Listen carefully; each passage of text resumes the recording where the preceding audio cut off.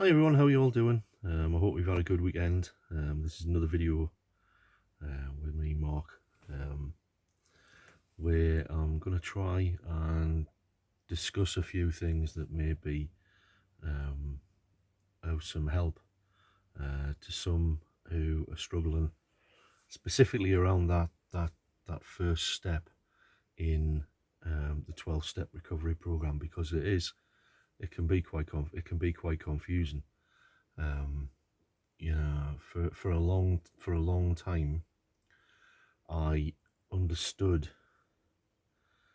So the first step is we admitted we were powerless over gambling or over alcohol or over whatever, and that our lives had become unmanageable. Um, Now, with me, with gambling, I knew that when I started gambling, that I couldn't stop until I'd basically rinsed all my money. 99.9% of the time, that was what happened. Um, so I knew this. I knew this with total conviction. Um, I knew this like I know the palm and the back of my hand. I was familiar. I was familiar with this information. It wasn't anything new to me. For me to think to myself, right, once you start gambling, you can't stop. Therefore, you can't gamble. So this was pretty. This was ordinary. I knew this. I didn't need anybody to tell me this. But the problem was knowing that I couldn't, gamble, and knowing that I shouldn't gamble didn't stop me from going back to it. Now, any normal person, you would think, you would have that experience, and it would be like, okay, I can't do it because da da da da da da da da, and that would be it. They would say, okay, I can't do it. Therefore, this is the consequence of me doing this action. I don't want to experience the consequence. Therefore, I'm not going to do it. But when we talk about powerless, there's two things. There's two things going on. We're powerless to stop ourselves. If you're a gambling addict, and only you can make this distinction. If you seriously want to and find you can't quit, if you've had loads of experiences that suggest that you're in serious trouble with gambling, yet you're still continuing to gamble, this is the point. We know we're powerless once we start to gamble. So the solution should be just don't do it. But the problem is we're powerless not only after the event, but before it as well.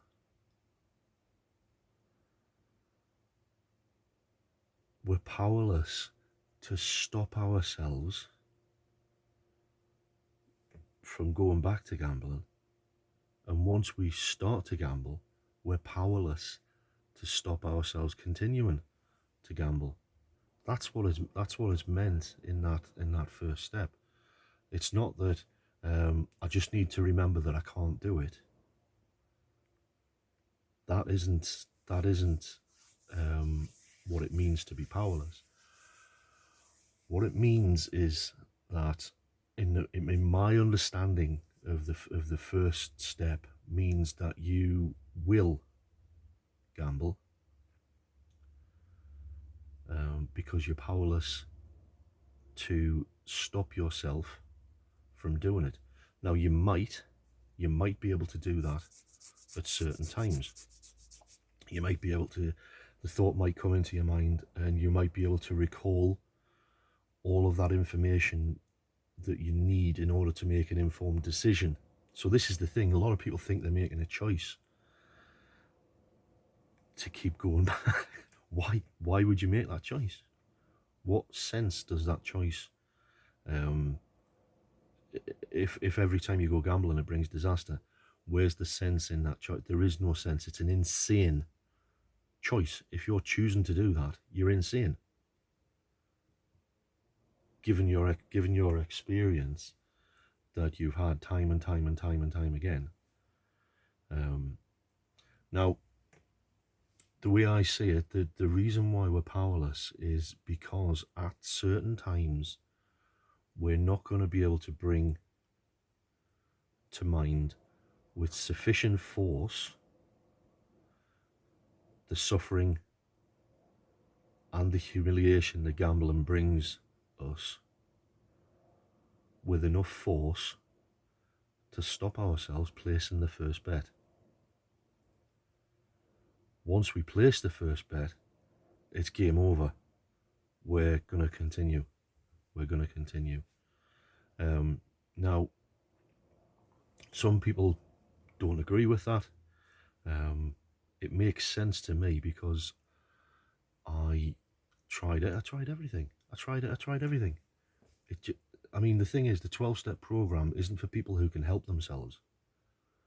It's not a self-help program. It's for people who can't help themselves. And it's for people who can't rely upon their own thinking to get them out of trouble. That might be a bit confusing, but I'll go into that at a later date. I mean, whenever I went back to gamble, I never used to think about the fact that I'd gone without food for gambling. I never thought about the relationships that had broken down because of my gambling. I never thought about my behaviour towards friends and family because of my gambling. I never thought about the selfishness or anything like that to stop me. It didn't exist within my mind.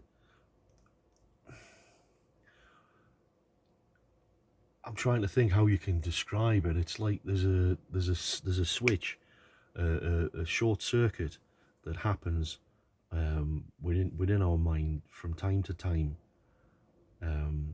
that doesn't allow us to remain gambling free.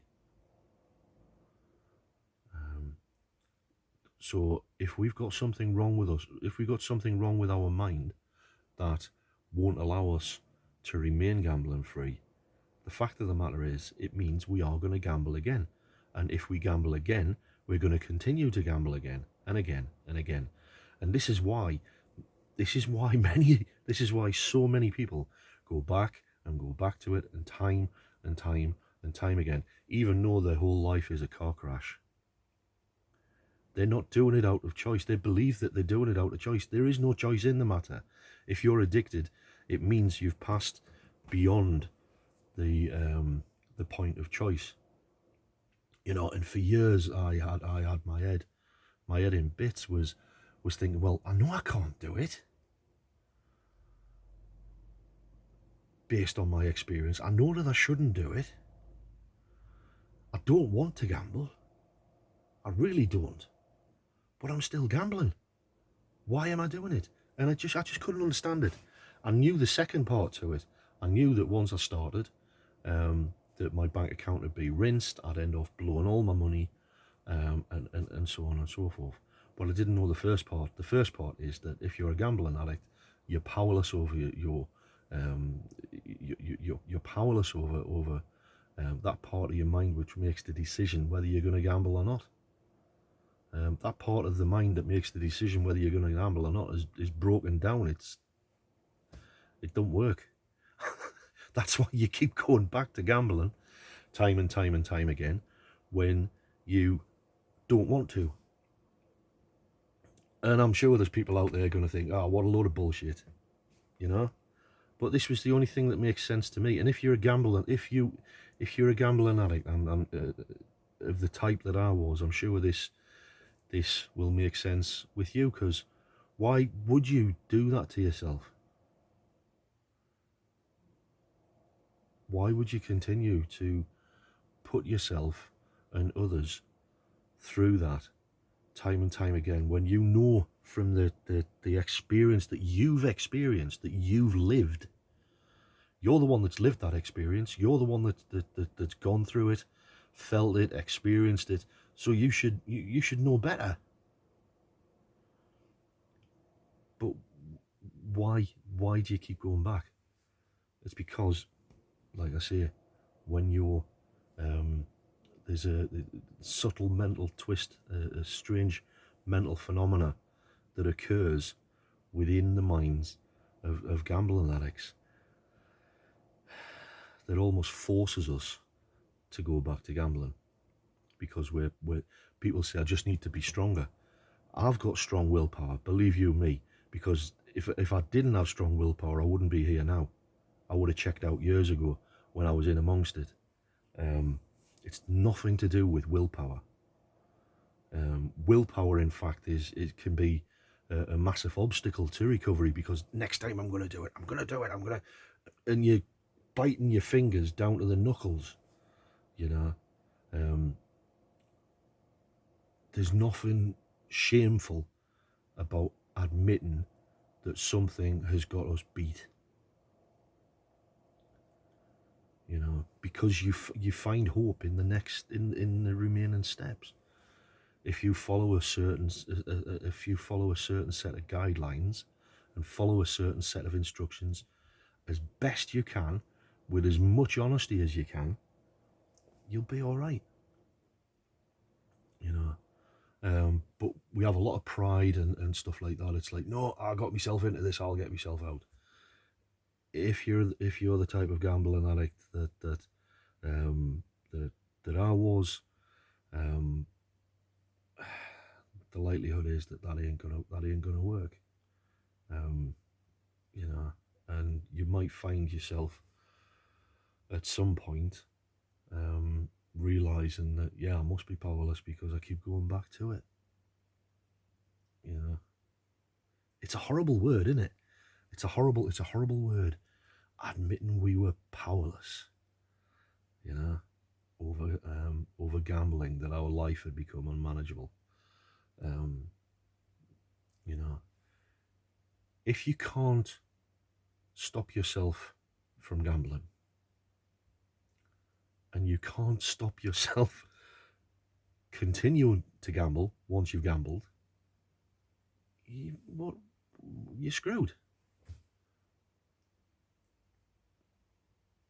If you can't stop yourself going back to gambling, and you can't stop yourself from continuing to place bets once you've placed your first bet, you're never going to find freedom through willpower if you can't stop yourself from doing that. The 12-step program, it's a spiritual program of action. It's not a religious program, it's a spiritual program where we clean house. You know, we look at our lives, make an honest assessment of our lives, make restitution to those we've harmed, you know, connect to some power, and then go out there and try and work with other gambling addicts to help them find the freedom that we found.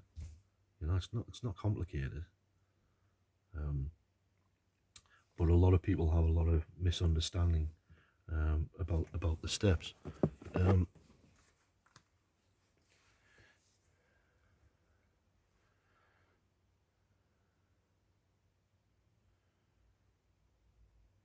So, I mean, the thing is, you can break it down into two parts. This illness that we have as gambling addicts, and only you can decide whether you've got it. It's broken down into two parts. So it's an abnormality of the mind, you know, and there's that dopamine thing, which I don't know. It's like you could say it's an abnormality of the body, where the body's craving that dopamine. So That's why we continue to gamble once we've started, because we're after that rush. Yeah, we're not after escaping from problems or anything like that. It's like, feed me, we're wanting that high, and that's why you could win thousands, and then that's it, gone. Now you're on to the next win. One win's too many, and thousands are never enough. As the saying goes. One win is too many, and a thousand never enough for the gambling addict.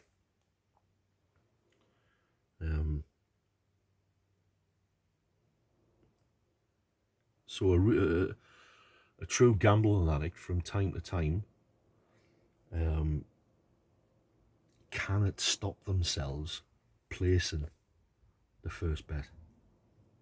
So once that event has taken place, because it's an event, placing the first bet forces you to place the second, and the third, and the fourth, and the fifth. Then, I mean, we've triggered the illness, the twofold nature of it.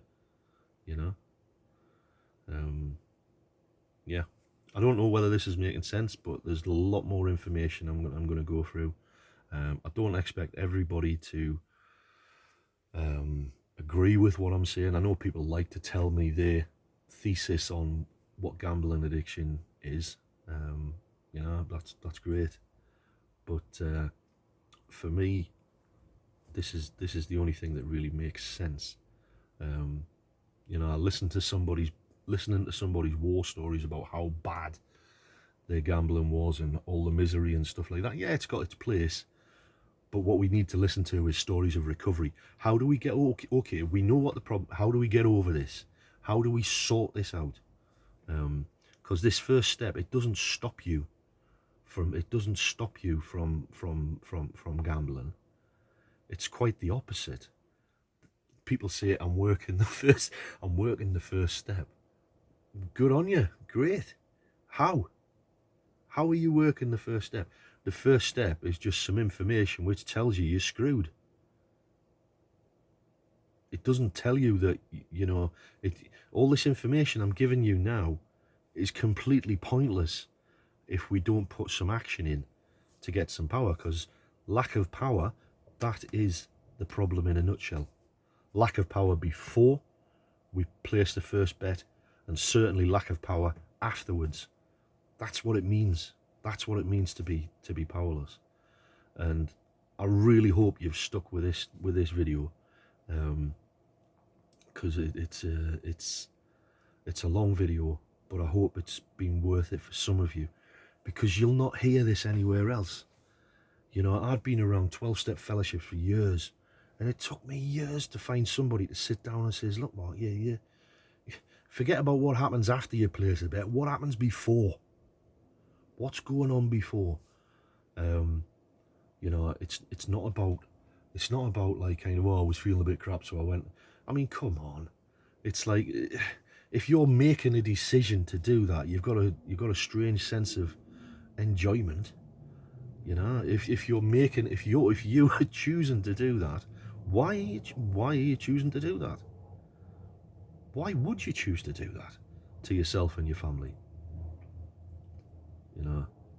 My experience is that we do this because we don't have a choice, and it's not a cop-out. It's not a cop-out, because the thing is, we're not responsible for gambling addiction, but we're responsible for the recovery from it. We take responsibility for the recovery from it. Like I say, through going through the steps, doing an honest, self-searching evaluation of ourselves, our motives, our instincts, admitting it to somebody else, and then we go on and we make restitution, and we try and correct the wrongs that we've done, and that takes balls. It's not easy, and then we go on and we try and help. We try to help others who are still in the same position. Now, You don't go through the 12-step program unless you know it's absolutely necessary that you need to. If it rings true with you, if it rings true with you, that and you can see yourself in what I'm saying, because we have this thing that, what is it, the 20 questions or something like that. Good God, I mean, most of yous will know you're fucked. I'm sorry, most of yous will already know that gambling has kicked your ass. You don't need to answer 20 questions to say, well, maybe you have a gambling problem. It's like, Christ, if you turn up to a GA meeting, you're not going there for a cup of tea and a biscuit, are you? You're going there because you've overcome the ego that keeps you away, the shame, the guilt, the remote, and all that. You know, it's like you're not going there for a cup of tea. You're going there because you've had your arse kicked by gambling. And it's the same with going to an AA meeting. You know, I think AA's got this 20 questions thing. That 20 questions doesn't do anything. You know, it doesn't stop you from going back to it. Yeah, I mean, it's a bit of a bed bugger, a bit of a bug of mine, that whole 20 questions thing, because you think, all right, I've answered 20 questions, right, I'll just remember that and I'll be fine. Wrong. I mean, it's patronising, those 20 questions, to be honest, because it makes out that we're not that in, that we're, do you think this is news to us?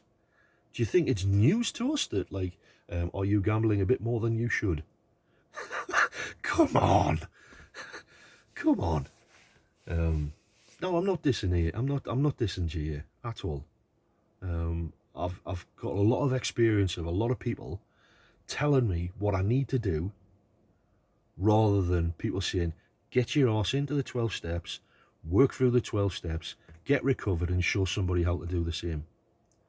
And this is what I had, an amazing man that I met a while ago, an Australian guy, like I mentioned, who was based in the UK, did for me. He didn't, now, how was your childhood? How was your mum? How was your interactions with your family? None of that. He just went bang. He just went straight into what I'm talking about to you. What it means to be a real gambling addict. What it means to be powerless over this. And like I say, there's a lot more for me to go into. If you've stayed to the end to this video, I don't think many of you will, because we live in the TikTok generation, so I try to keep the videos short. But I do hope that this has been of benefit, because this information I'm giving you, it could have helped me so much early on. It could have. I was desperate for this information, and when all this information was put into place, everything clicked for me. You know, and I hope that I'm presenting it in a way that will work for you, because it does take a lot of getting. It does take a bit of getting used to. It does take a bit of getting used to, because it's like it's not what you normally hear. Well, write a feelings chart. What's the other one? Write a diary of how much you gamble. You know, write down how you feel before you gamble. Yeah. All these useful bits of information might work for somebody who's just got a little bit of, who's got a bit of a problem. But if somebody has crossed over that bridge and gone into full-blown addiction, that's bloody useless information. Absolutely useless. You know. But anyway, I do hope this has been of help. I'm going to continue making these videos because I'm benefiting from it as well, because I'm being forced to revisit a lot of my thoughts and conceptions around this. And the response I've had from you guys it's just been amazing. That when I started this, I didn't think that anybody would do it. I just got fed up of seeing all these influencers out there, you know, promoting gambling and promoting destruction and stuff like that. So I wanted to try and counterpose it with something like this, and fortunately it's connected with a few people, and yeah, I'm going to leave this here. I'm going to do another video in a couple of days. I'll do it more prepared. I'm sat in my caravan here. I'm out in the cold in my caravan because we've got company. But take care, stay safe, listen to this information again. Just listen to it again and again and again and again, because we need to hear it for it to click. Once it clicks, then we can start looking at the solution. But we can't look for the solution with a superficial understanding of what the problem is. We've really got to take this down into our hearts and understand what's wrong, for us to get the real powerful motivation to, right, sod it, whatever I've got to do, I'm just going to do it. I've got nothing to lose. I'm just going to do it. And this is where we need to get, and how we get there is through a thorough and deep understanding of the first step of the 12-step program. So take care. It's amazing having you on board, and I hope this can offer some benefit to you. Take care now. Bye bye.